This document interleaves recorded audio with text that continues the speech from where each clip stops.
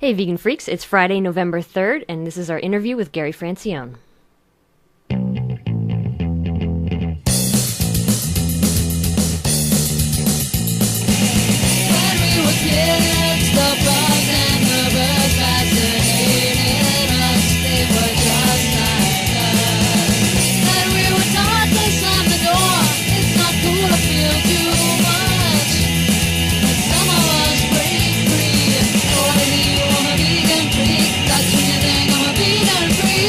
Hey Freaks, how you doing? I'm Bob. And Jenna. And we're back again for another episode of Vegan Freak Radio, another in our interview series. Last week we had Lee Hall. Well, last time we did a show, we had Lee Hall on the show. And this week we are very, very pleased to have Gary Francione on the show. Gary Francione is a professor of law at Rutgers.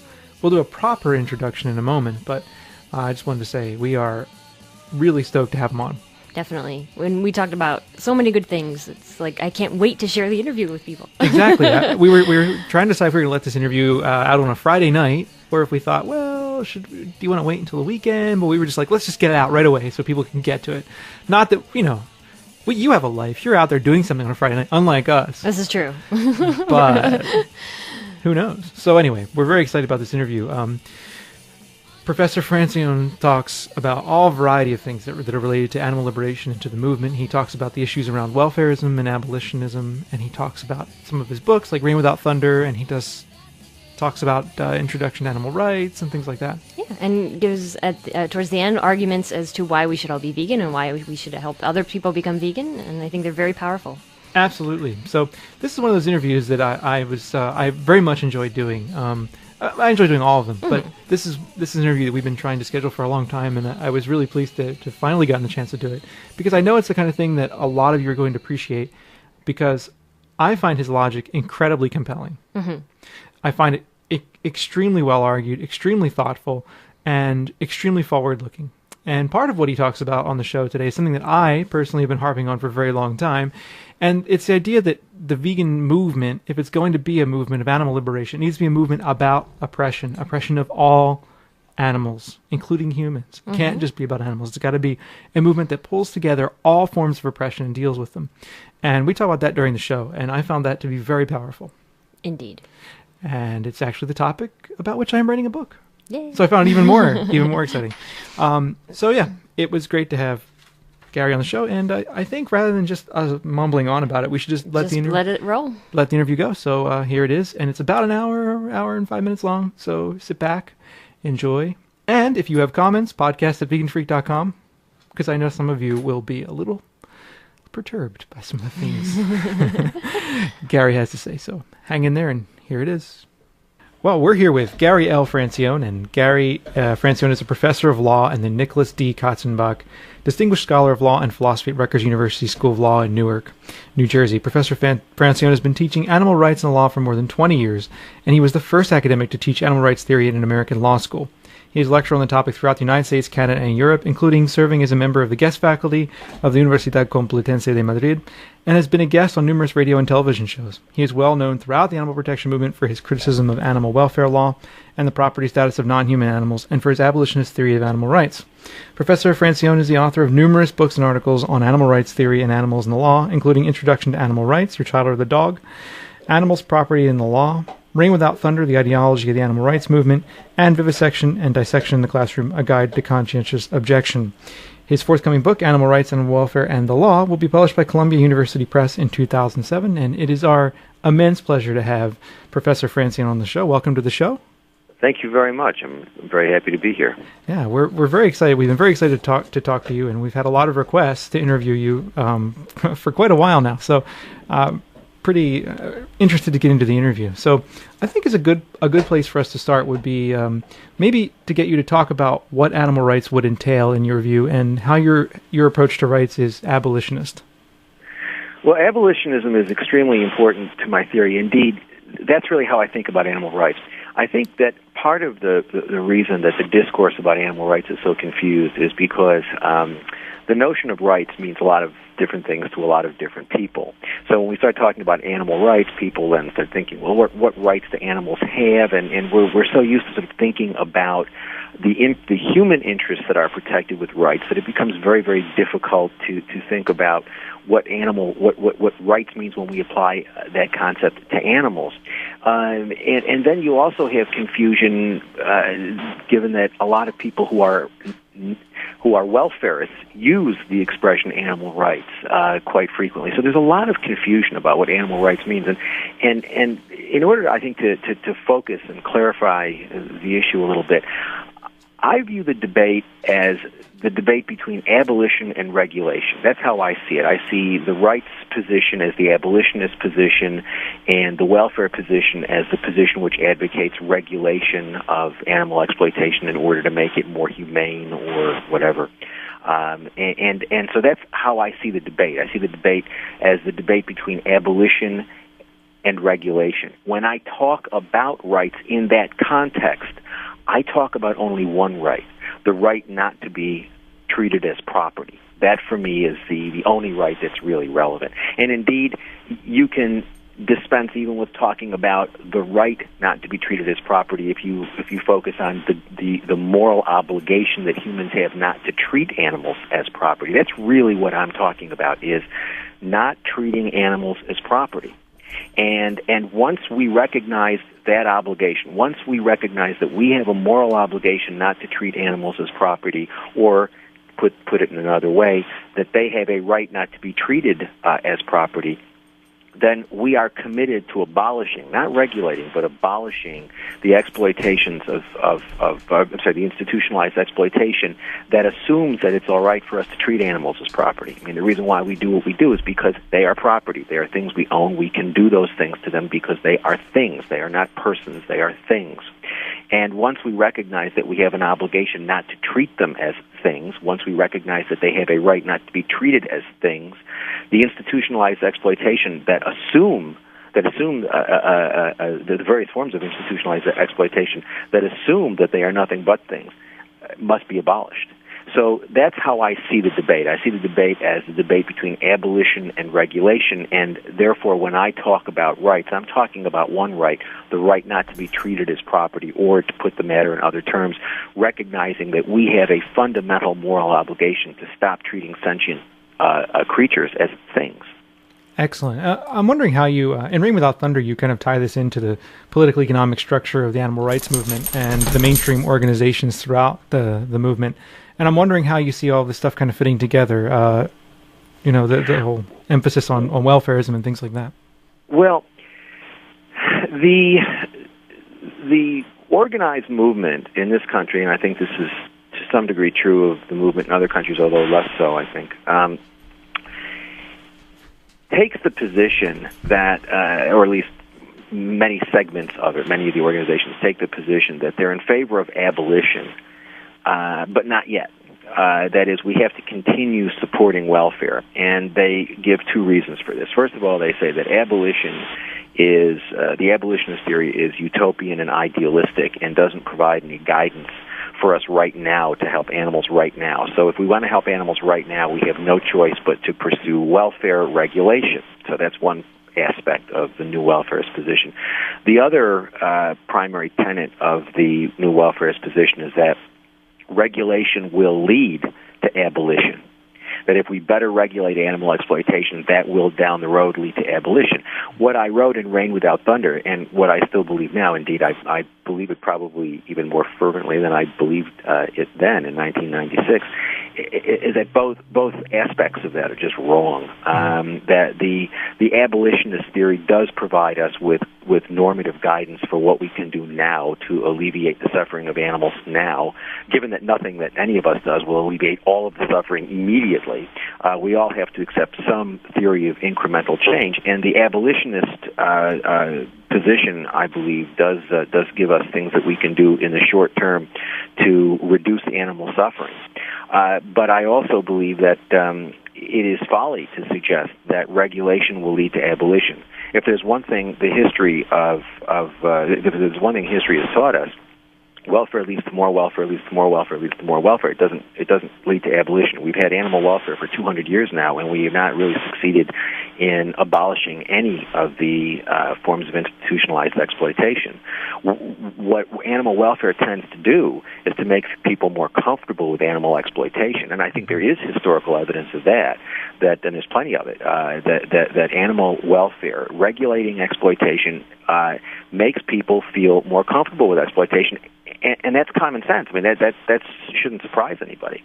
I think that part of the problem is that you have many organizations, many animal organizations. They're all competing for the same dollars, and so there's intense competition with these various groups, and they have to have a steady stream of campaigns so that they can win what appear to be victories, so that they can go to you and say, what a great job we're doing, give us more money so we can continue to fight the good fight and win these victories. But in reality, if you look at the things that they're claiming as victories, it's pretty sad. I wouldn't characterize most of these things as victories. Indeed, I would characterize most of them as serious defeats. But if you look at the literature that you get, the promotional literature, for example, several years ago, California enacted a supposed prohibition on foie gras, and what is very interesting is that if you look at the fundraising information that went out after that supposed prohibition was enacted, none of the promotional material I saw, none of the literature I saw bothered to mention that the prohibition doesn't take effect for another 6 or 7 or 8 years. I don't remember exactly, but it doesn't take effect until sometime well into the future.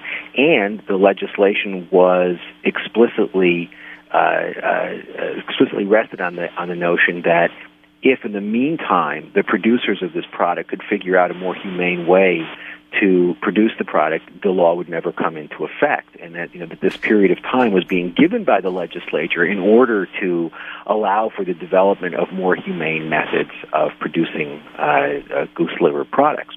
So, this is the sort of thing where I don't view that law as a victory for the movement. I view it as a victory for the foie gras industry. I view it as a victory for animal exploiters. I do not view it as a victory for the animals or for the animal movement, yet it was portrayed as a victory. A lot of fundraising went on based on it, and the literature I saw about it, none of the groups that I saw bothered to mention that this was something that had a 6 or 7 or 8 year, again, I don't recall exactly how long it was, delay. Didn't bother to mention that the legislation was expressly based on the notion that this delay was for the development of a, quote, more humane method of producing the product. And that's the sort of thing I'm talking about. These groups need victories so that they can come to you and say, Bob, Jenna, give us money. and they need a steady stream of these things. And when you've got as many groups as there are in this country, you're talking about fairly intense competition. So they're looking around for campaigns they can win. Actually, I've talked to the HSUS about their battery egg campaign. Well, I've talked to one person there about the battery egg campaign, and one of his, I don't want to mischaracterize what he said, so I'll just say, forget about the HSUS.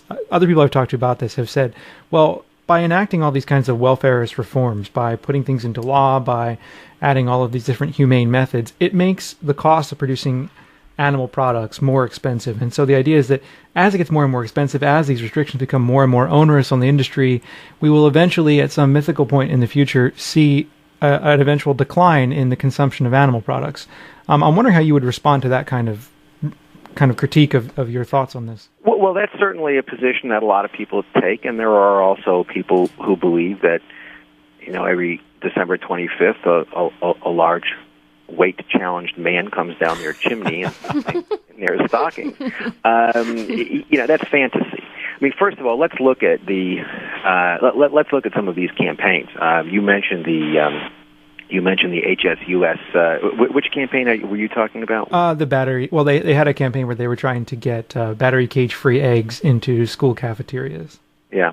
I've just finished writing an article in which I talk about two of the HSUS campaigns. One is the gassing of the chickens, and the other is the gestation crate campaign with respect to pigs. If you look at the HSUS literature, both of those campaigns are based on the notion that if animal exploiters adopt these supposedly more humane methods, it will actually be economically beneficial for them. We're not talking about adding a great deal of cost, and in some cases, particularly with the gestation crate, if I recall the HSUS literature, they made the point of saying that producers would probably actually do better because the European studies indicated that alternatives to the gestation crate produced healthier animals and were more, and that the alternatives were more profitable for exploiters. As I recall, the literature on the gassing of the chickens, they mentioned that the equipment required a one-time capital outlay that was fairly expensive, but that afterward the cost of injured birds would go down. You know, the economic losses suffered as a result of injured birds would go down, and it would be safer for the workers. So they'd have fewer worker injuries and less carcass damage, and this would inure to the benefit of the producers. And you know, so I think, you know, first of all, I think that most of these measures don't do anything but require animal exploiters to behave as rational property owners. I mean, really what the animal people are saying to the exploiters is, look, you're not being as efficient as you could be. You could protect animal interests more and make more money at the same time. But that's not changing the property status of animals. All you're doing is saying to the exploiter, you're not being a rational property owner. If you think about it, you could actually do better if you adopt this method or that improvement. You can actually make more profit. So that's not really changing the property status of animals. As far as making demand go down, none of the things which are being proposed are going to, I mean, none of these things will result in dramatically higher prices for animal products. And you know, we're talking relatively small amounts of money. And in the end, it's not going to really make much difference. I mean, then there's an additional thing that I don't see discussed, and that is the problem of free trade. And I'm not an expert in free trade, but these free trade agreements basically prohibit discriminating against imports on moral grounds. So to the extent that the demand remains for the cheaper product, I think it is, again, I'm not an expert in international trade, but people who are experts in international trade tell me that it's certainly a serious question as to whether or not the products which are made not in accordance with the supposedly more humane practices have to be allowed in, and so therefore, to the extent that the demand is there, those products will still be available. I know that that's the experience, or at least as I've read, that is the experience in Europe, that although some welfare standards are different, that some countries have higher welfare standards, that basically products that are manufactured in accordance with the lower welfare standards have to be admitted into the market because you're not permitted under these free trade agreements to discriminate on moral grounds. That's actually, I think that's true. I'm pretty sure if that were to happen, that kind of discrimination, the offended party could take a case to the WTO about the whole problem. I believe that's true. You know, I believe that's true. But you see, that basically undercuts that whole argument because to the extent that what you're saying is these welfare measures will increase the cost of animal products and therefore decrease demand. If the demand is still there, the products will come into the market if there's no barrier to their coming in. And indeed, as I understand it, these free trade agreements prohibit the imposition of these barriers. Mm-hmm. So if that is in fact the case, and I believe it is, and you believe it is, so we have unanimity of agreement on this show for this moment, then that whole argument doesn't work.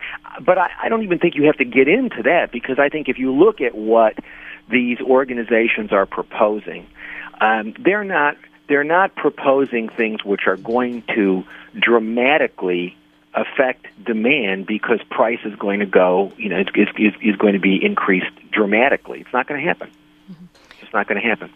Yeah, and one of the things that comes out of all this discussion of welfare, I think, is going back to what you said at the beginning of the interview, is that welfarism still sees animals as something for us to use and own, and because of that, you can't get past you can't get past the exploitation of the animals. So. Look, animals are property. Now let's think about what that means for a second, because animals are property. They are things. They are economic commodities that have only extrinsic or conditional value. They are only things that have value to us. They have the value that we give them. They don't have inherent value. They only have, they don't have intrinsic value. They only have extrinsic or conditional value. Okay? Now, animal property is different from other sorts of property because animals have interests, unlike your television or your computer or your telephone or whatever the other things are that you own. Animals have minds, they feel pain, they have emotions, they have awareness. They are property that has interests. That's the only, and since we don't have human slavery anymore, or at least it's not legal, non-humans are the only form of property that we have that has that characteristic of having interests. Now, because animals are property, and because they have interests, respecting their interests costs money. Every time you respect an animal interest, it costs money. And that is why animal welfare is generally limited to protecting the interests that we have to protect in order to exploit the animal. That's the theory that I proposed in Animals, Property, and the Law in 1995, and I've just made it for about 353 pages shorter for you.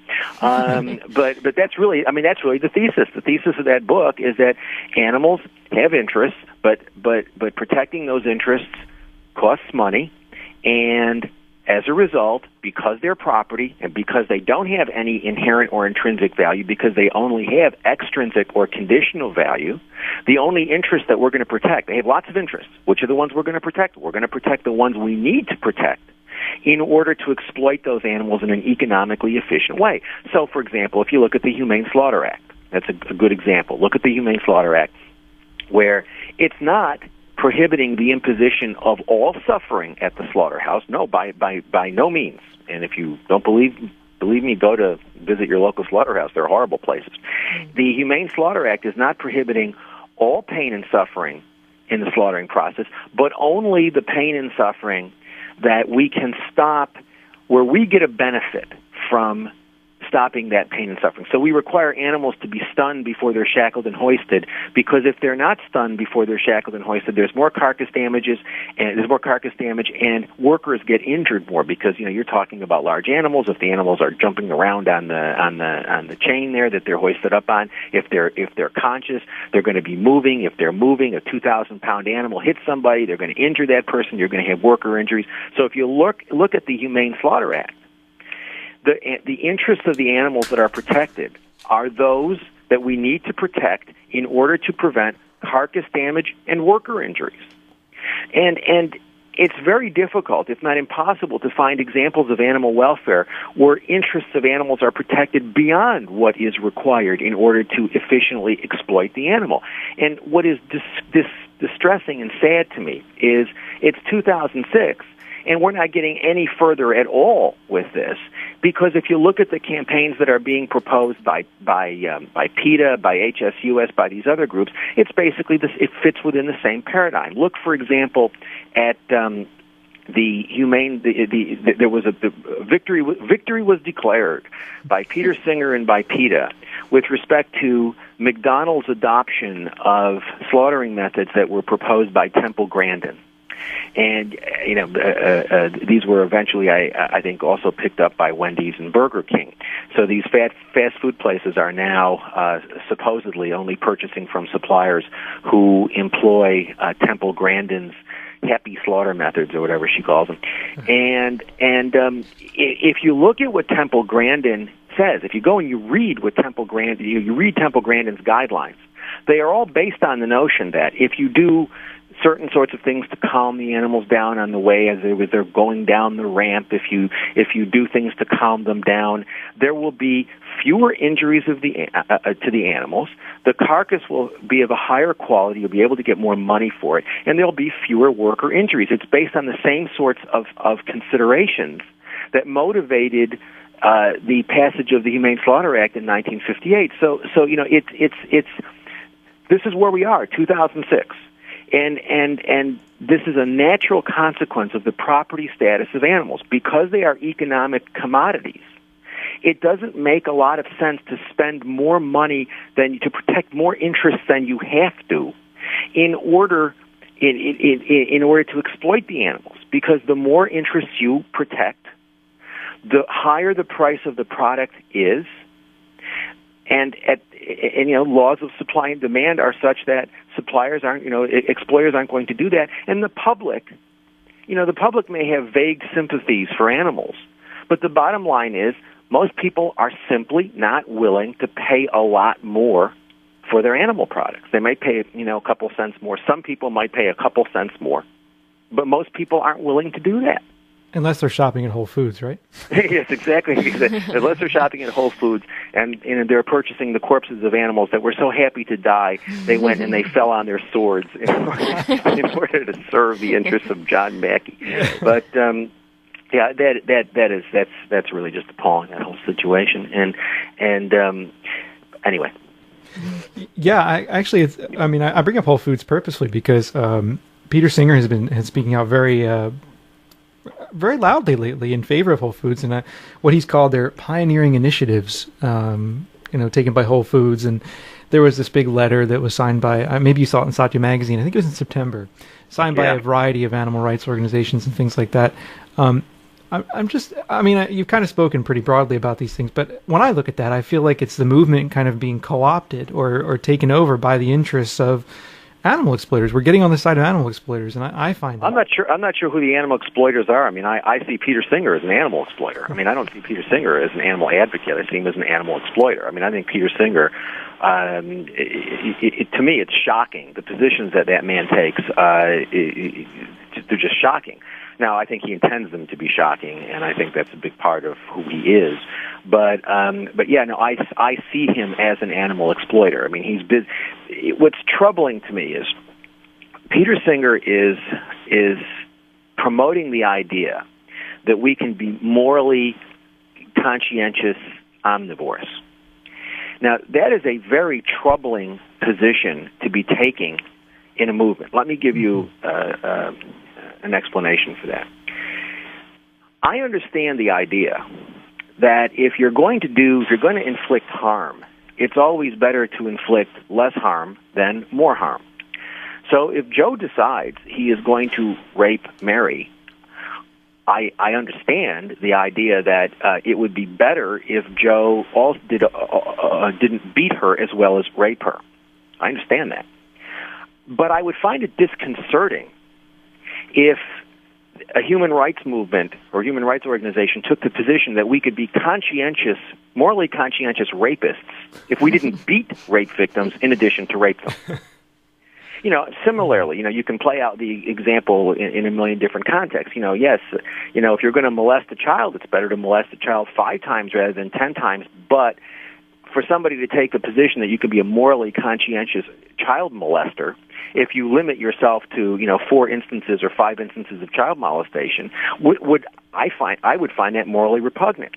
So I understand if somebody says, if you're going to eat meat, you shouldn't eat meat. You shouldn't eat it. You shouldn't eat any meat, any dairy. You should be a vegan. If you're going to eat something, it's always better to eat something which involves less harm rather than more harm. I understand it. That's a common sense, understandable notion. But to then take the position that you can be a morally conscientious person in doing that, then takes a step that is deeply problematic, because now you have Peter Singer, the so-called father of the animal rights movement, taking the position that we can be morally conscientious omnivores. Well, let me tell you, you don't need an IQ above 10 to figure out that if you tell people who are concerned about these issues that they can be morally conscientious people and not be vegans, you know what? They ain't going to be vegans. Good point. So, okay, sorry, go ahead.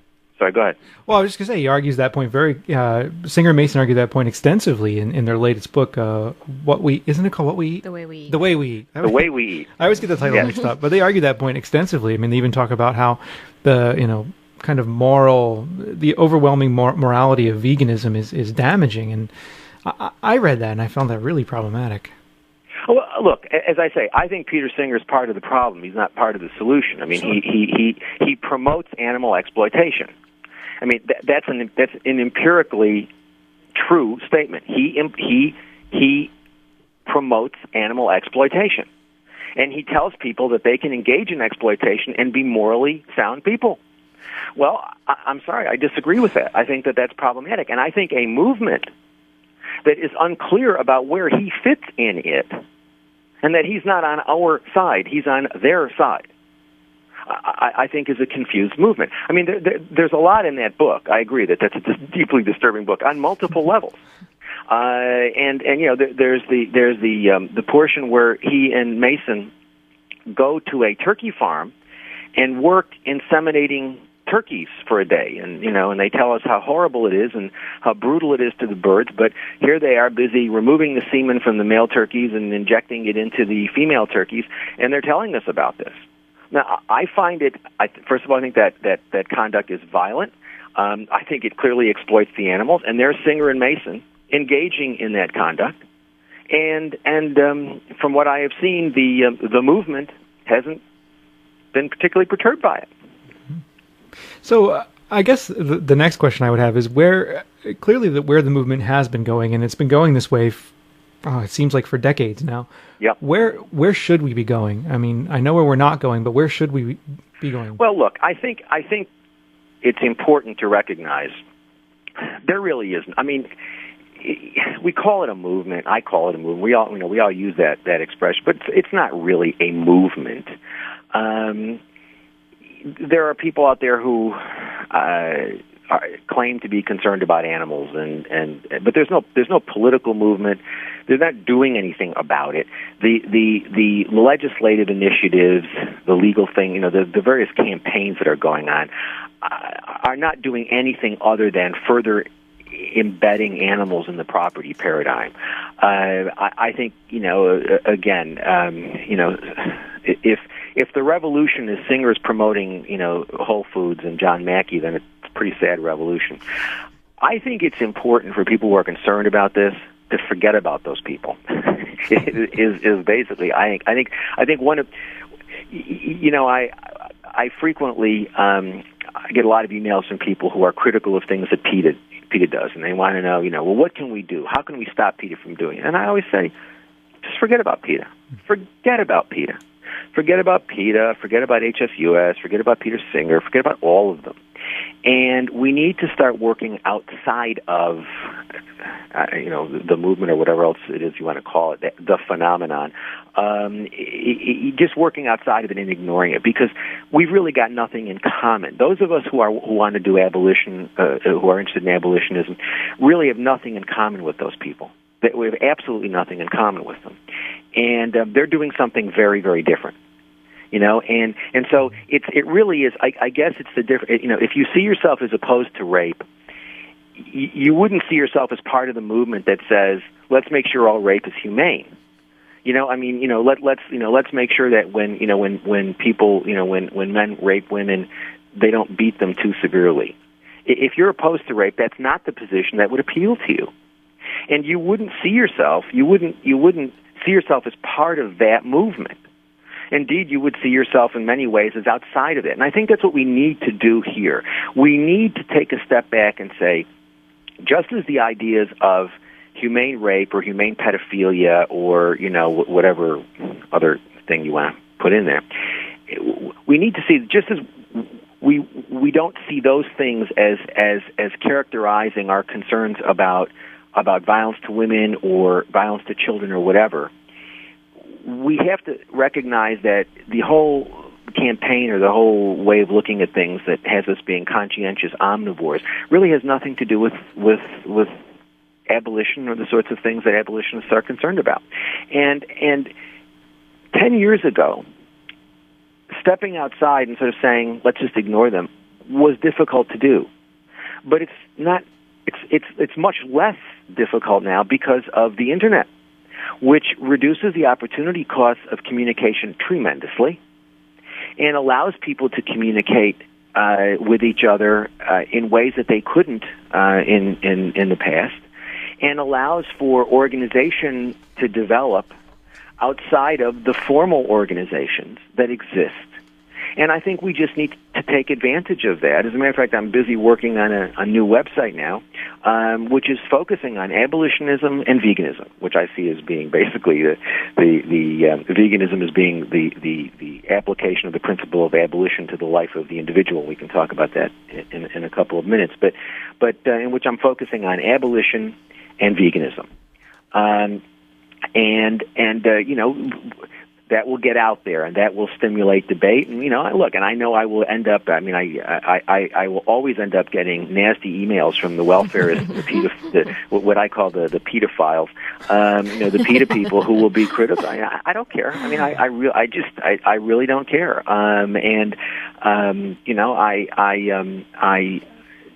Several weeks ago, when I first read the Way We Eat, and I read that section about Singer and Mason going to the turkey farm, I was shocked. I was really shocked, and I wrote something that I put out that I gave to somebody who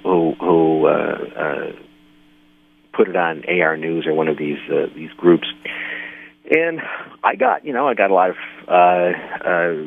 positive feedback, but I got the predictable group of people who told me that it was absolutely wrong to criticize Peter Singer, and that we should never do those sorts of things, and it doesn't matter what he does, we should never criticize publicly and things like that.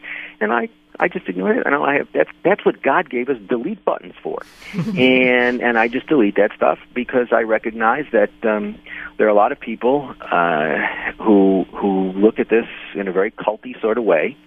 And, there's no intellectual discussion or debate permitted. You just have to do what you're told. It's very, very cultish. Mm-hmm. And I recognize that I'm going to get negative feedback from those people, but I ignore them and I go on with things. And so I think that's what we need to do. I mean, I think we need to develop a movement outside of the movement. And I mean a real movement. I mean a political, a movement that's coherent. A movement that is progressive politically, that is part of a progressive political movement, and where the people who are involved share some common moral and political values, and come from a progressive political background. And I don't think they're out there. I know they're out there. And what's wonderful is we can now communicate with each other, which we couldn't have done not without a very, very high cost. But now we can find each other. There are places in cyberspace that we can go to meet each other, to talk, to discuss things. And things have evolved to such a point where if I wanted, I could spend all day communicating with people on the Internet about these sorts of things from different countries. I could do this all day, every day. Absolutely. And now that I have tenure, I'm inclined to do that. No. But I mean, there are possibilities. We have to take advantage of those possibilities. We have to be creative about those things. We have to take advantage of those possibilities. The abolitionist message is getting out in various places where it couldn't have gotten out in years gone by, and because of the Internet, people are interested, and people are communicating with each other, and just amazing. I had an essay. Fairly radical essay in Le Monde Diplomatique. I guess it was in August. And I have gotten probably 250 responses from people all over the world, because Le Monde Diplomatique is a fairly prestigious progressive publication. Mm-hmm. A lot of European people who are on the left and well-read on the left people read Le Monde Diplomatique.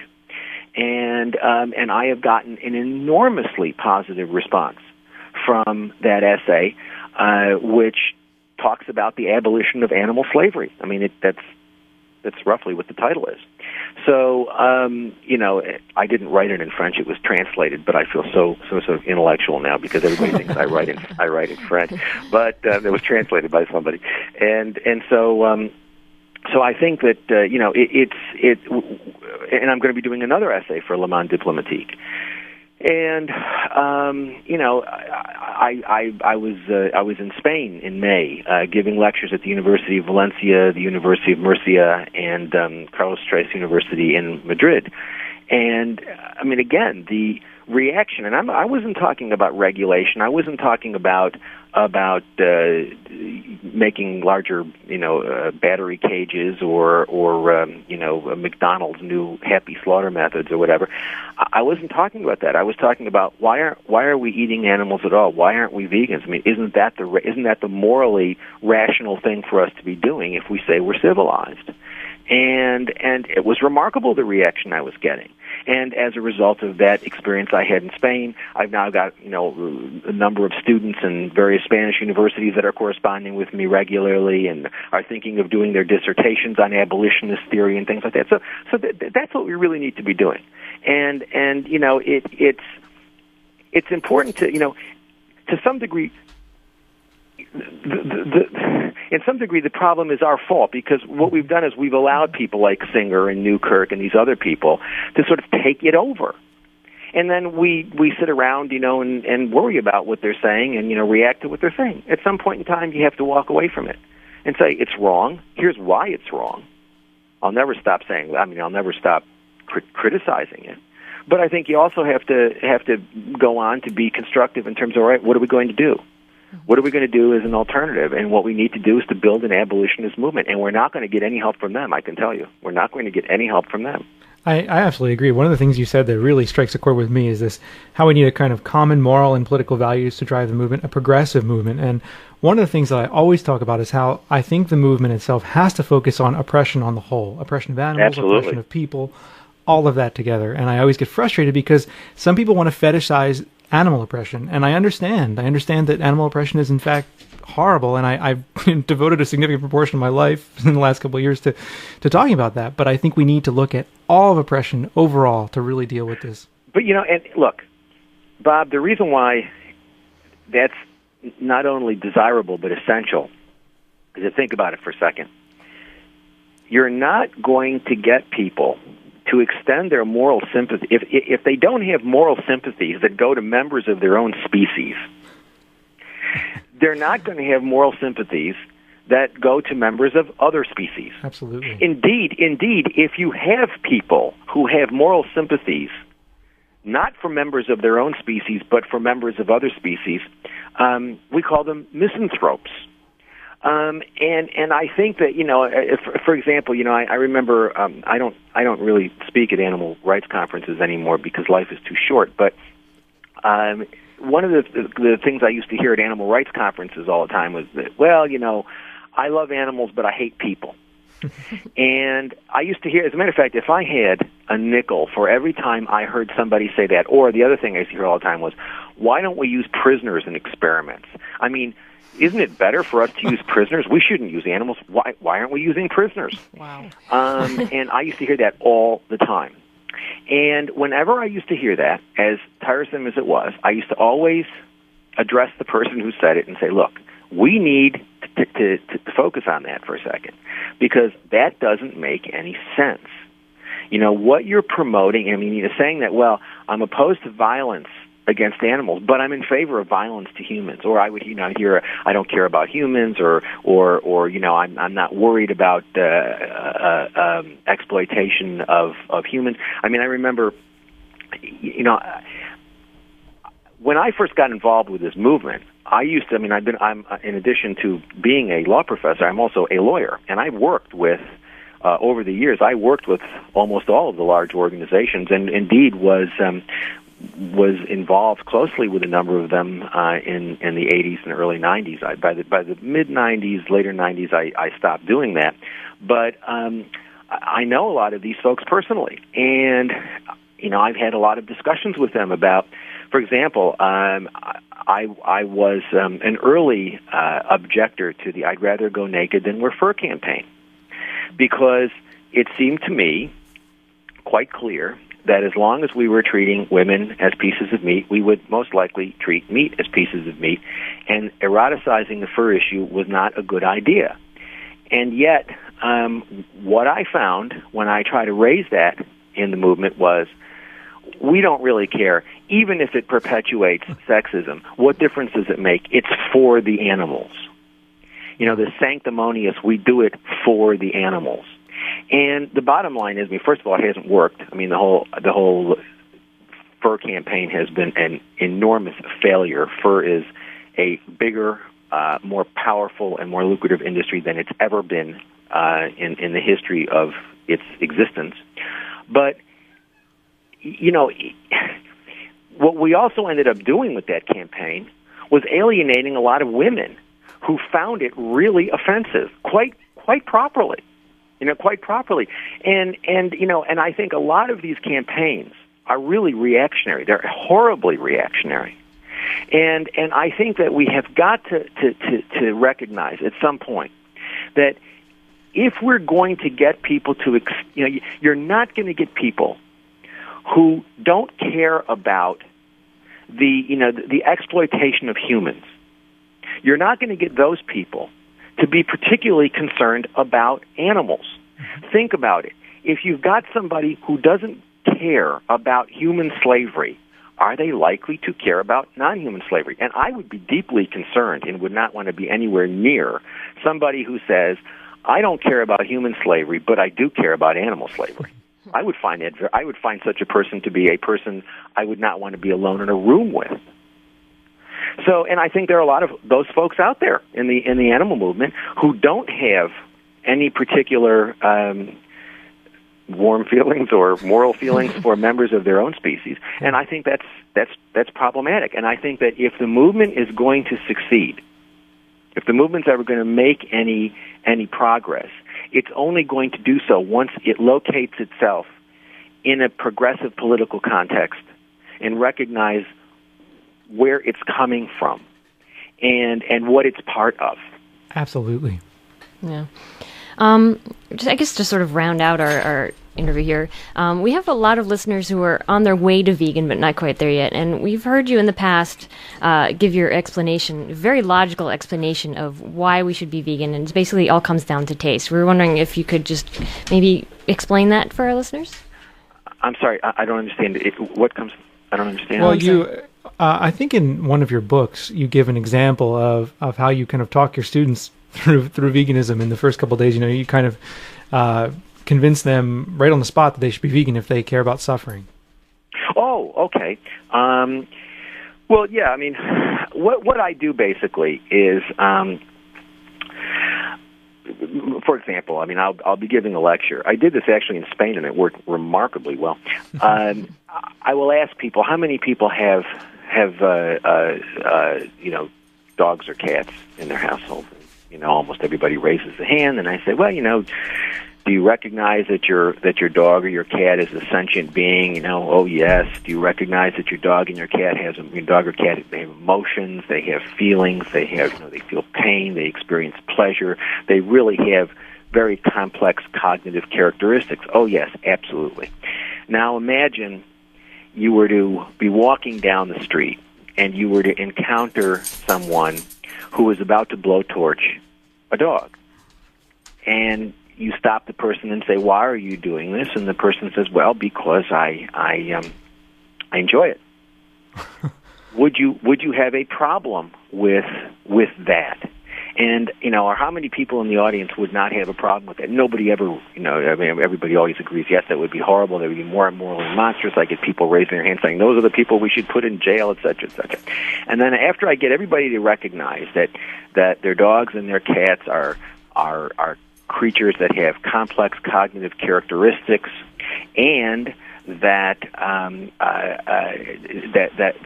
blowtorching one of them for reasons of pleasure or amusement would be a monstrous thing to do, then I ask, how many people here eat meat or dairy? And then you also have everybody then putting their hands up, you see. And then I say, okay, now tell me how what you're doing is any different from the kid who's about to blowtorch the dog. I mean, first of all, the animals that you're eating are no different cognitively from the animals that you have in your house that are members of your family that you love, that you recognize are truly non-human persons. They have personalities, they have minds, they experience pain, they experience pleasure, they have awareness, they're self-conscious, etc. And, you recognize that. Tell me how what you're doing is any different. And then we go through it and we recognize that, well, there is no justification for eating animal products other than pleasure, amusement, or convenience. In a sense, we are no different from the kid who's blowtorching the dog. The only difference is most of us pay somebody to go and torture the animal, but we have no better justification for eating animal products than does the kid who's blowtorching the dog and whose only justification is, I do it because I enjoy blowtorching the dog. I enjoy inflicting pain and suffering. I get something out of this. I get some pleasure, some amusement out of this. We're no different from that kid. Absolutely none. Not as a moral matter, there is absolutely no difference. And then I get them to focus on the fact, then I always get the question, but what's wrong with dairy? They don't kill the animals for dairy. And the answer is, they sure as heck do. Oh, yeah. Dairy animals are kept alive longer than their meat counterparts. They're treated worse, and they all end up in the same slaughterhouse. We end up eating them anyway. They just live longer, worse lives. They suffer more, and they all end up in the same slaughterhouse. And frankly, if you're concerned about animal suffering, and someone tells you you've got to either eat the steak or drink the glass of milk, and you're going to make the decision based only on suffering, you probably ought to eat the steak because there's probably more suffering in a glass of milk than there is in the pound of steak.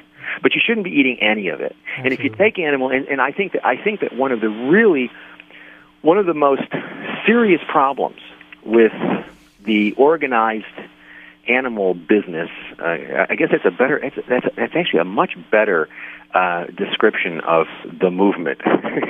The organized animal business doesn't embrace veganism as a moral baseline. Indeed, the moral baseline is being a conscientious omnivore. So we should all be eating free range. Is really that's the sort of the default position. The default position ought to be none of us should be eating any of it.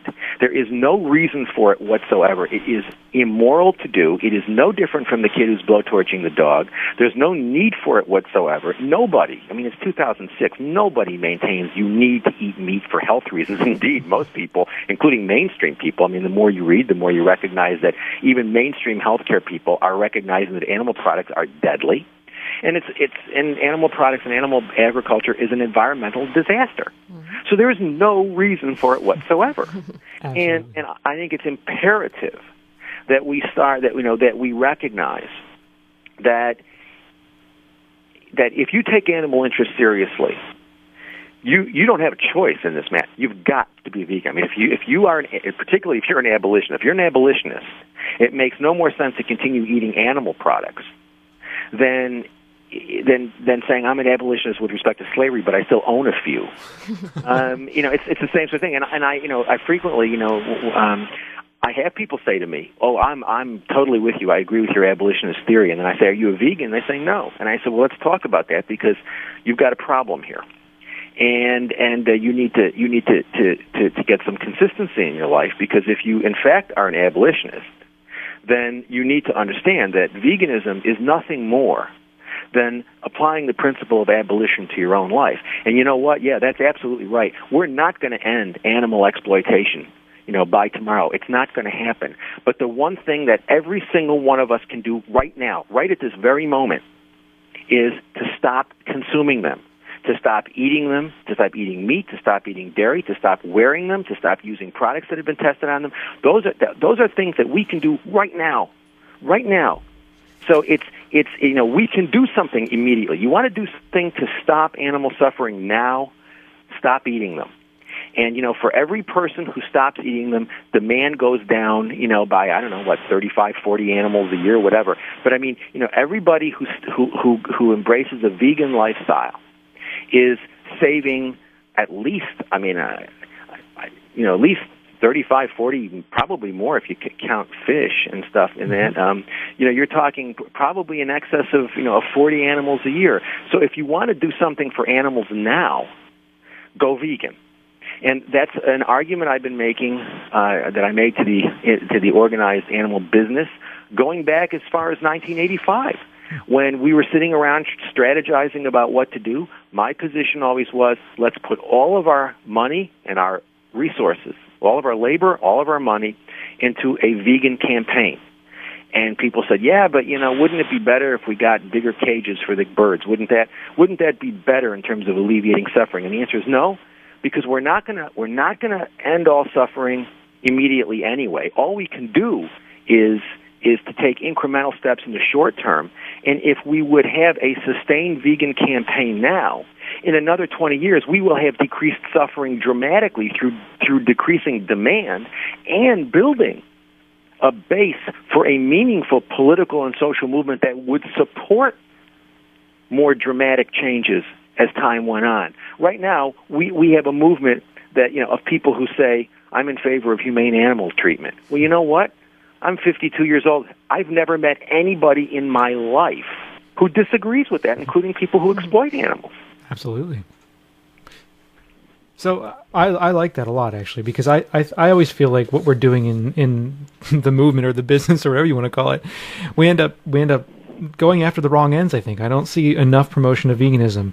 And I guess one of the things, you advise kind of routing around the mainstream movement. How would you advise that the average person just get started doing that stuff? Because a lot of people feel really overwhelmed. Some people feel really helpless about it. But do you have any advice, apart from just going vegan, how people can start? But you can't dismiss that as an insignificant thing because I meet a lot of people, Bob, who express that frustration to me, and they say, what do I do? What's the first thing I do? And then I say to them, are you vegan? And they say, well, no. And then I end up having a discussion because they've read something that Peter Singer wrote or something that, the PETA people put out. And they say, well, do I really have to be a vegan? And the answer is, yeah, you do. And so you've got to get past that. But I really think that it's imperative, that we not in any way sort of dismiss the importance of that initial step to go vegan. And then the thing to do, I think, for most people who have limited time and, they don't have, they don't necessarily have all the time in the world to do various things, but by going vegan and then trying to educate everybody around you about veganism can have a tremendous impact. I got an email 2 days ago from somebody in Spain, actually, who came to my lectures at Valencia. She has become a vegan now, and that's all she will talk about with anybody, basically. She's really, the vegan bug bit her hard, and and she's now talking about veganism with everybody and all the people in her workplace, and she went on a business trip, and she was talking to, everybody wanted to know why she wasn't eating the food that everybody else was eating, and she was explaining about veganism, and now, there are some people, I would suspect that a majority of the people in her life are not accepting it, or at least not accepting it immediately. But what she's finding is that some people are very interested and are engaging her on it, and they're starting to change their habits, and she's starting to get feedback from the people she's talking to about veganism. And she's not a public person. She's not on radio shows. She's not on television shows. She's not speaking at conferences. She's a business person. She's a mid-level manager in a company. And, and she's been exposed to these ideas. Now the ideas have turned her on. They make sense to her. She's now promoting them with everybody she comes in contact with. And those people are then educating the people they come in contact with. If she continues doing what she's doing, she will be directly responsible for a number of other people adopting the vegan lifestyle. And then those people will get turned on by the idea, and they'll turn more people on. And that's what's really important. It's a clear, the nice thing about veganism is it doesn't get you involved in all discussions about how free range does it have to be before we can be morally conscientious about it. It's a nice, clear, clean line. Nothing. We don't eat nothing, and very, very, and it makes sense. It really, once you explain it in its theoretical context, it makes absolute sense. One of the things I try to do with the Introduction to Animal Rights is present a theory of animal rights that is, that isn't something that you need to have, 50 years of philosophical training to understand. if an idea is a good idea, it's an idea that should be explainable to anybody. And I think, we can get wrapped up, I think, in a lot of academic elitism, thinking that, you need some sort of very complex theory to make this all make sense. You don't. If you take animal suffering seriously, you shouldn't be eating any of them. You don't even need to know anything about rights theory. You don't need to know what a right is. You don't even know how rights function. I mean, it's nice, but you don't need to know any of that stuff to understand that if you take seriously the idea that animals are members of the moral community, you can't eat members of the moral community. It's that simple. You just can't. You don't need 63 years of philosophical training to understand that if X is a member of the moral community, you shouldn't eat X. You shouldn't exploit X and keep X constantly pregnant so that you can get milk from her that she's supposed to be giving, to her babies to make them become 2,000-pound animals.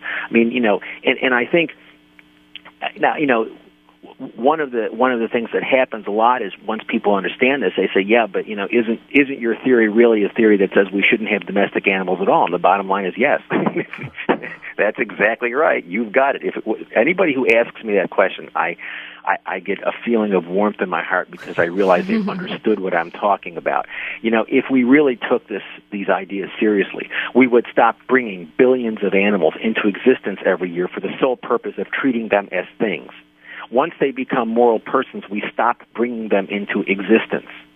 And that's the basic problem. The issue is not whether the cow should have legal standing to sue the farmer for acts of cruelty. The question is, why do we have the cow here in the first place? Excellent. Why are we bringing domestic animals into existence in the first place? And I think we need to focus on that.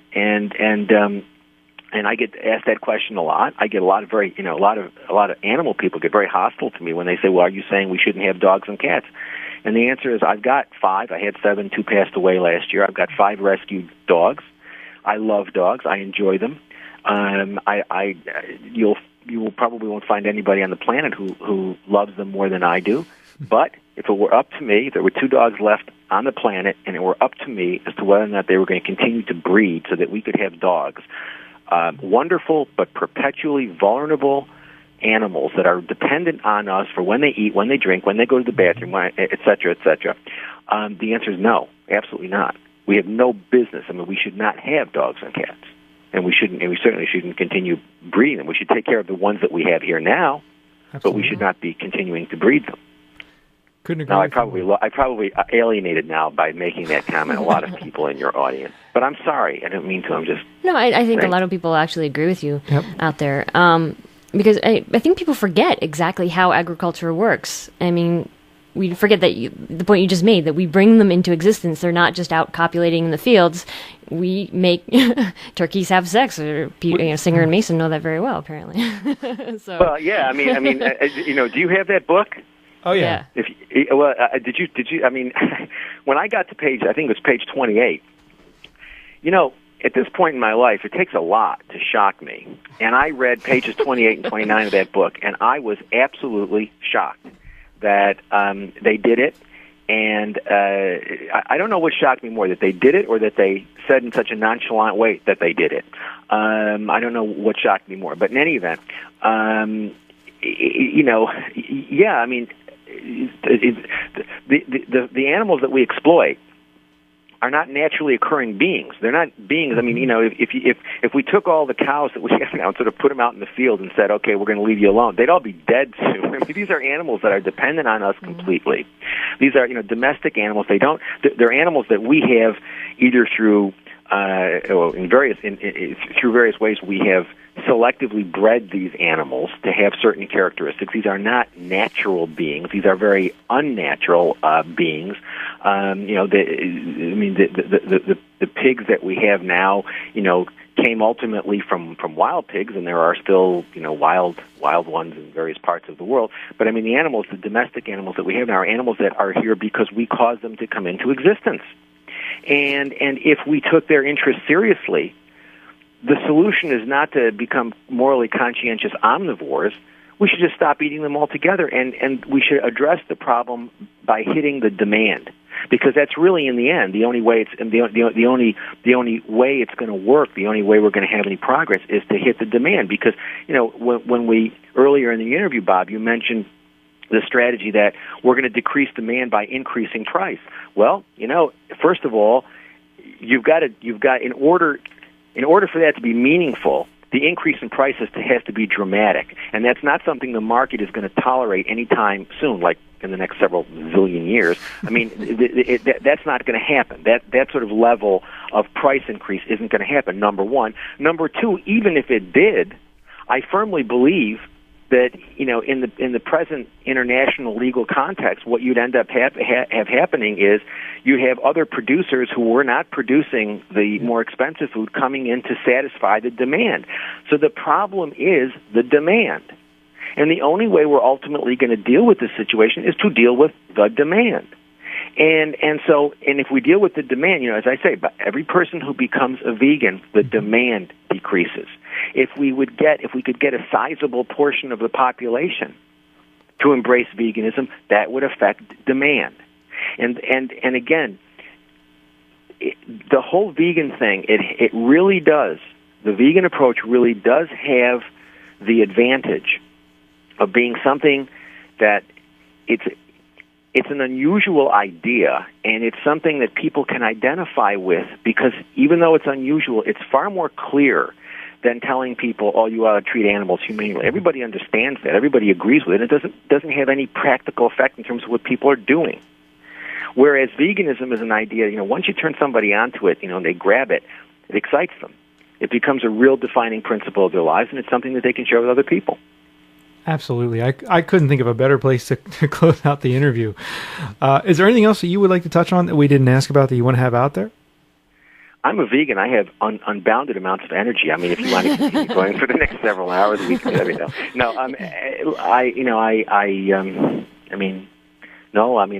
Anything else that you didn't touch on that you wanted to touch on is. No, I was very happy to hear you talk about veganism, because I agree with you 100% that it needs to be the baseline of what we do, and a lot of what I do is try to promote veganism, because I think that that's one of the most effective ways to get at any of this. Let me end with a little story here. Okay. I got an invitation to be part of a project. They wanted me to participate with a group of other people. And the name of the project was Heroes of the Vegan Movement, and so they wanted me to participate, and I ultimately declined. And one of the reasons I declined was because I said I have a problem with the word hero. Mm-hmm. I have a problem with the idea of portraying someone who is doing what we all should be doing as doing something that's extraordinary. And I think that part of the problem is the animal business goes out of its way to portray veganism as the extreme position, mm-hmm. and to portray the default or normal position as the eating, being a morally conscientious omnivore. And that, what the organized animal groups are telling people is, well, you don't have to be a vegan. That's an extreme thing. Those of us who are vegans, we're heroes. We're special people. You, the unwashed masses, it's okay. You go to Whole Foods and buy your free-range eggs and your happy corpses or whatever, and that's okay. You can be conscientious omnivores, and that's all right. And being a vegan is an extreme thing. We recognize it's an extreme thing. It's a difficult thing to do. And I object to that. I really object to the idea of portraying veganism as something that is extraordinarily hard to do, or is something that only the heroic spirit can embrace. That's nonsense. That's nonsense. It's elitist. It's foolish. 20 some odd years ago, when I became a vegan, it was a lot more difficult then, in the sense that there wasn't a lot of vegan food around, not stuff that you could get easily. I mean, there were always fruits and vegetables, but if you were wanting to have cooked foods or prepared foods or stuff, there really wasn't a lot of choice around.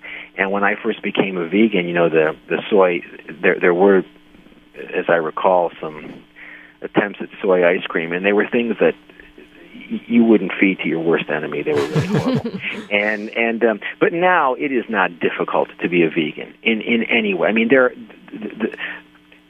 it's not difficult at all. As a matter of fact, it's easy to be a vegan now, and so I think that it's very, very important.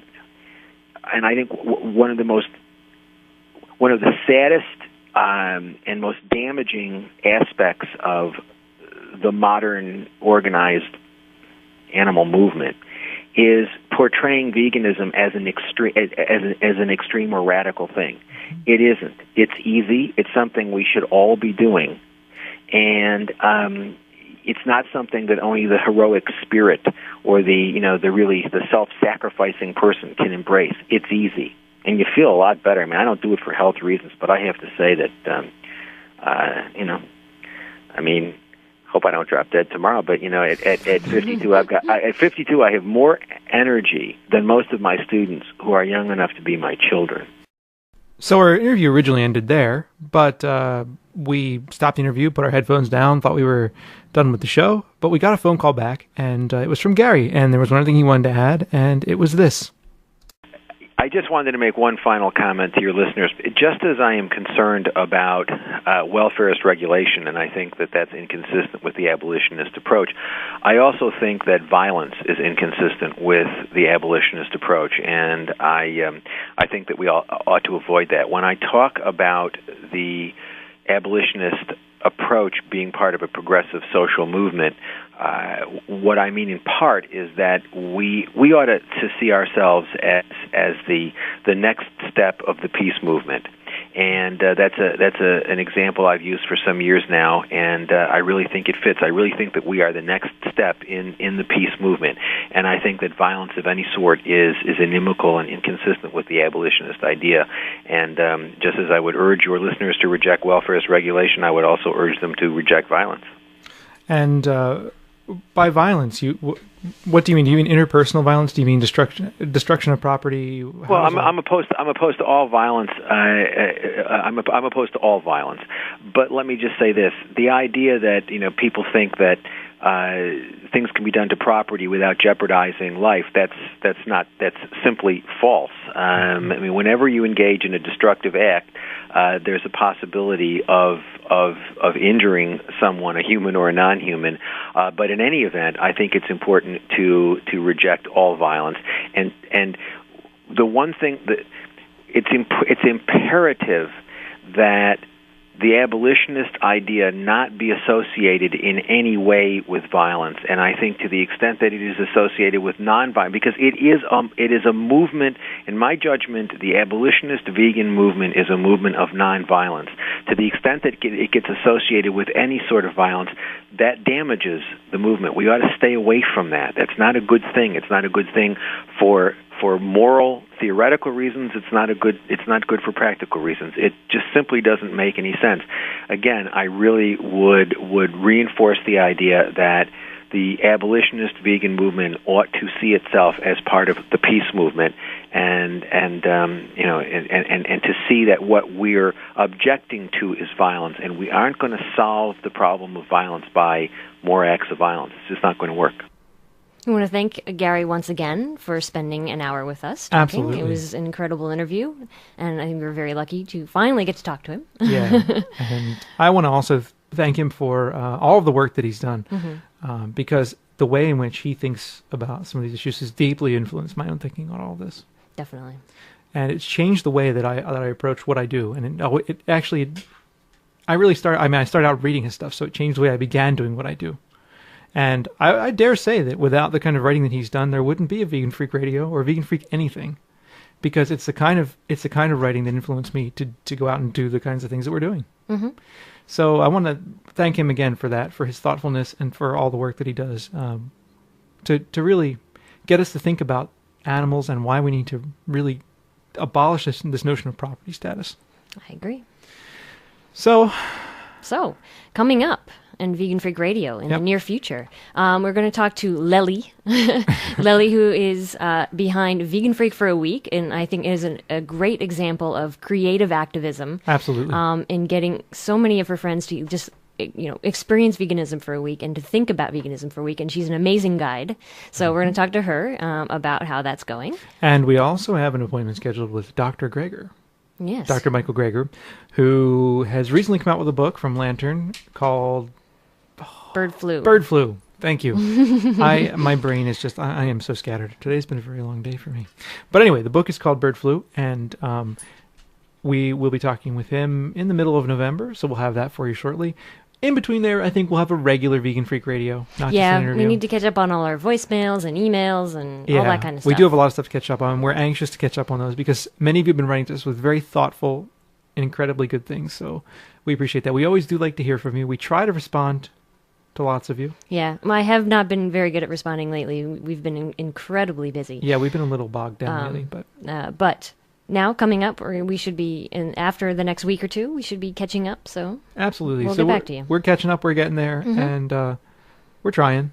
So we still love to hear from you. Podcast@veganfreak.com. If you want to send us an email, 267-295-1944. It should already be on your refrigerator door. It should be. And Or into your cell phone. I know people who have it programmed into their cell phone. That's true. We've been at parties where people have said, "Hey, call the voicemail line 267-295-1944," or they go in their phone and get it. So when you're drunk, you can still know the number. That's true. That's true. I don't know. So the soundboard again. Still, I started pushing up the volume and it started fading it back down, which I didn't ask it to do. Podcast.veganfreak.com is our website for show notes. That's right. And you can always contact us. If you're on the forums, come on over to the forums. We're there. You can fight with me about welfarism like everyone does, and I can get frustrated and just leave the thread and go, I'm not playing anymore. Because it's a waste of my time. Anyway. I'm gone. I'm done. Good night, everyone. Goodbye.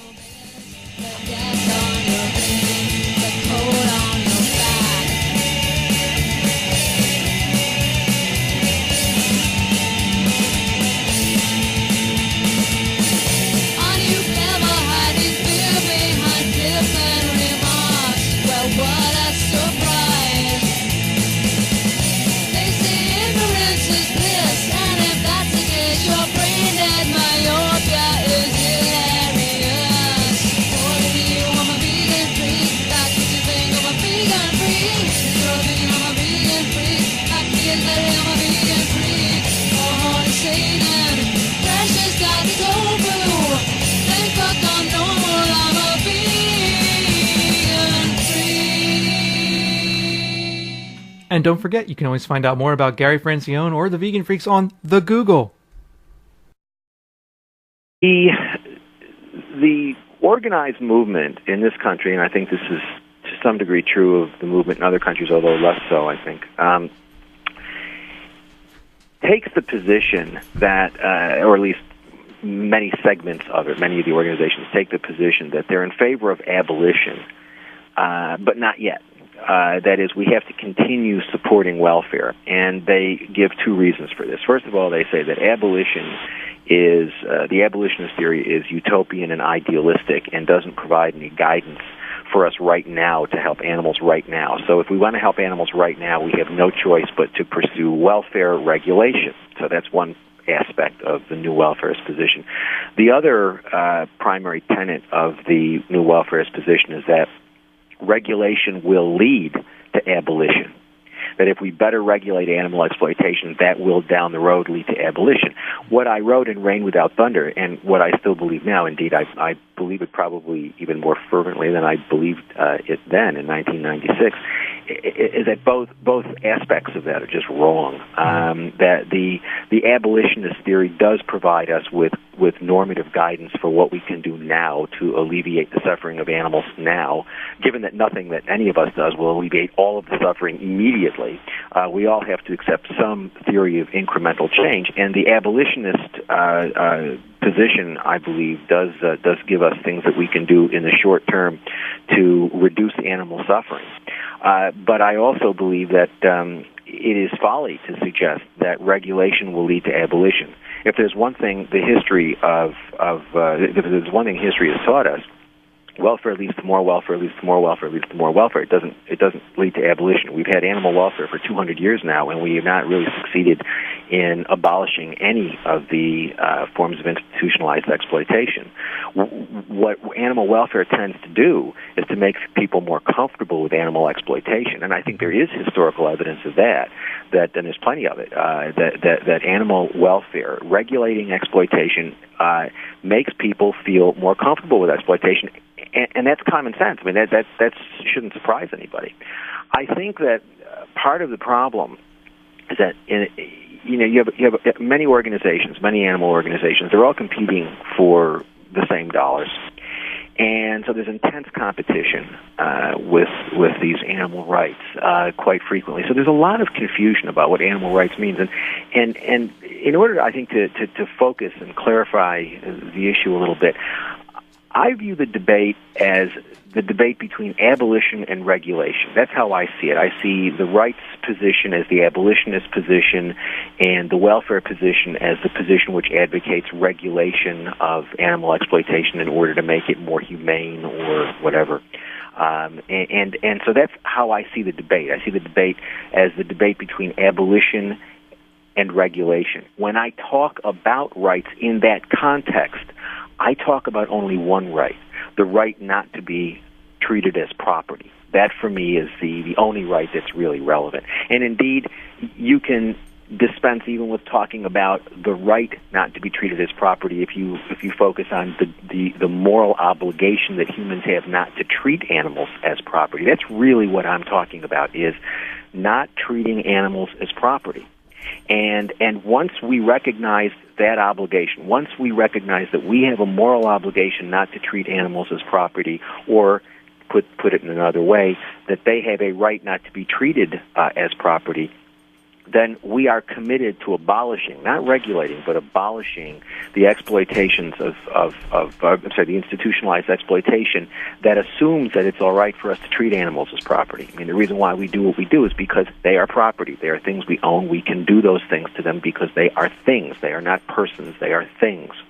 And once we recognize that we have an obligation not to treat them as things, once we recognize that they have a right not to be treated as things, the institutionalized exploitation that assume the various forms of institutionalized exploitation that assume that they are nothing but things must be abolished.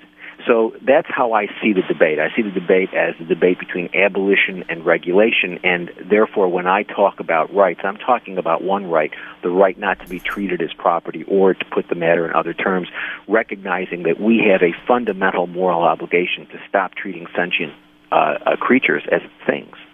Excellent. I'm wondering how you, in Rain Without Thunder, you kind of tie this into the political economic structure of the animal rights movement and the mainstream organizations throughout the movement. And I'm wondering how you see all this stuff kind of fitting together, the whole emphasis on welfarism and things like that. Well, the various groups, and they have to have a steady stream of campaigns so that they can win what appear to be victories, so that they can go to you and say, what a great job we're doing, give us more money so we can continue to fight the good fight and win these victories. But in reality, if you look at the things that they're claiming as victories, it's pretty sad. I wouldn't characterize most of these things as victories. Indeed, I would characterize most of them as serious defeats. But if you look at the literature that you get, the promotional literature, for example, several years ago, California enacted a supposed prohibition on foie gras, and what is very interesting is that if you look at the fundraising information that went out after that supposed prohibition was enacted, none of the promotional material I saw, none of the literature I saw bothered to mention that the prohibition doesn't take effect for another 6 or 7 or 8 years. I don't remember exactly, but it doesn't take effect until sometime well into the future. And the legislation was explicitly rested on the notion that if in the meantime the producers of this product could figure out a more humane way to produce the product, the law would never come into effect, and that that this period of time was being given by the legislature in order to allow for the development of more humane methods of producing goose liver products. So, this is the sort of thing where I don't view that law as a victory for the movement. I view it as a victory for the foie gras industry. I view it as a victory for animal exploiters. I do not view it as a victory for the animals or for the animal movement, yet it was portrayed as a victory. A lot of fundraising went on based on it, and the literature I saw about it, none of the groups that I saw bothered to mention that this was something that had a 6 or 7 or 8 year, again, I don't recall exactly how long it was, delay. Didn't bother to mention that the legislation was expressly based on the notion that this delay was for the development of a, quote, more humane method of producing the product. And that's the sort of thing I'm talking about. These groups. Hey, Vegan Freaks, it's Friday, November 3rd, and this is our interview with Gary Francione.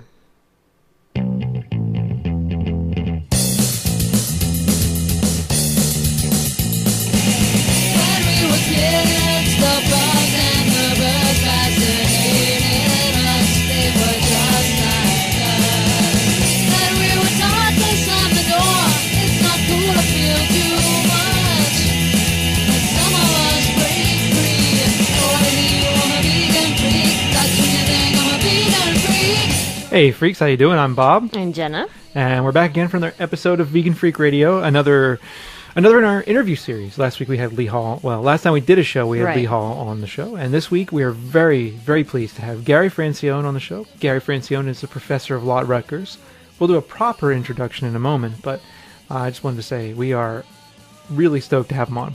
Definitely. When we talked about so many good things, it's like I can't wait to share the interview with people. Exactly. We were trying to decide if we were going to let this interview out on a Friday night, or if we thought, well, do you want to wait until the weekend? But we were just like, let's just get it out right away so people can get to it. Not that, you have a life. You're out there doing something on a Friday night, unlike us. This is true. But who knows? So anyway, we're very excited about this interview. Professor Francione talks about all variety of things that are related to animal liberation and to the movement. He talks about the issues around welfarism and abolitionism, and he talks about some of his books, like Rain Without Thunder, and he talks about introduction to animal rights and things like that. Yeah, and gives, towards the end, arguments as to why we should all be vegan and why we should help other people become vegan, and I think they're very powerful. Absolutely. So this is one of those interviews that I very much enjoyed doing. I enjoy doing all of them, but this is an interview that we've been trying to schedule for a long time, and I was really pleased to finally gotten the chance to do it, because I know it's the kind of thing that a lot of you are going to appreciate, because I find his logic incredibly compelling. Mm-hmm.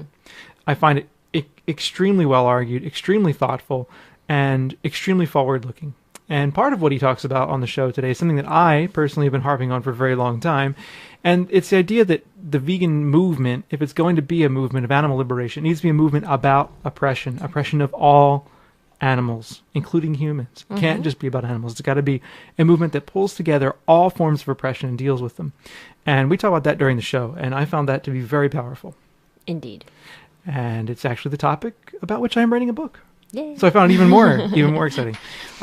So yeah, it was great to have Gary on the show, and I think rather than just us mumbling on about it, we should just let it roll. Let the interview go. So here it is, and it's about an hour and 5 minutes long. So sit back, enjoy, and if you have comments, podcast@veganfreak.com, because I know some of you will be a little perturbed by some of the things Gary has to say. So hang in there, and here it is. Well, we're here with Gary L. Francione, and Gary Francione is a professor of law and the Nicholas D. Kateznbach Distinguished Scholar of Law and Philosophy at Rutgers University School of Law in Newark, New Jersey. Professor Francione has been teaching animal rights and law for more than 20 years, and he was the first academic to teach animal rights theory at an American law school. He has lectured on the topic throughout the United States, Canada, and Europe, including serving as a member of the guest faculty of the Universidad Complutense de Madrid, and has been a guest on numerous radio and television shows. He is well known throughout the animal protection movement for his criticism of animal welfare law and the property status of non-human animals, and for his abolitionist theory of animal rights. Professor Francione is the author of numerous books and articles on animal rights theory and animals in the law, including Introduction to Animal Rights, Your Child or the Dog, Animals, Property, and the Law, Reign Without Thunder, The Ideology of the Animal Rights Movement, and Vivisection and Dissection in the Classroom, A Guide to Conscientious Objection. His forthcoming book, Animal Rights, Animal Welfare, and the Law, will be published by Columbia University Press in 2007, and it is our immense pleasure to have Professor Francione on the show. Welcome to the show. Thank you very much. I'm very happy to be here. Yeah, we're very excited. We've been very excited to talk to you, and we've had a lot of requests to interview you for quite a while now. So, pretty interested to get into the interview. So, I think it's a good place for us to start would be maybe to get you to talk about what animal rights would entail in your view, and how your approach to rights is abolitionist. Well, abolitionism is extremely important to my theory. Indeed, that's really how I think about animal rights. I think that part of the reason that the discourse about animal rights is so confused is because the notion of rights means a lot of different things to a lot of different people. So when we start talking about animal rights, people then start thinking, well, what rights do animals have? And we're so used to sort of thinking about the human interests that are protected with rights that it becomes very, very difficult to think about what rights means when we apply that concept to animals. And then you also have confusion given that a lot of people who are welfarists use the expression